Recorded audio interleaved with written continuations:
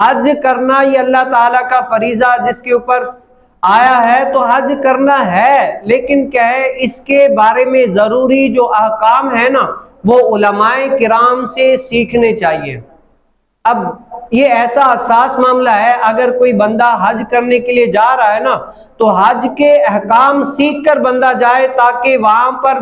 ثواب کمانے کے لیے، نیکیاں کمانے کے لیے جا رہا ہے، یہ نہ ہو کہ وہاں پر کوئی ایسا کام کرے کہ یا ایسا کام کرے جس سے گناہ ہو جائے۔ تو کیا ہے یہ بھی فریضہ ہے، جیسے نماز ہے نا، نماز ہم سیکھیں گے نہیں ایسے ہی پڑھ رہے تو ہمیں گناہ ملے گا نا۔ بھائی اتنا ٹائم آپ کو ملا سیکھنے کے لیے، سب کچھ آپ کے پاس ہے، لیکن پھر بھی آپ سیکھ نہیں رہے، پڑھ رہے لیکن آپ کسی سے پوچھ نہیں رہے کہ نماز کس طرح پڑھوں، تو کیا ہے آپ کو گناہ ملے گا۔ اسی طرح حج کے لیے جا رہے ہیں، اللہ تعالیٰ نے آپ کو اتنی استطاعت دی ہے، آپ حج کے لیے جا رہے ہیں،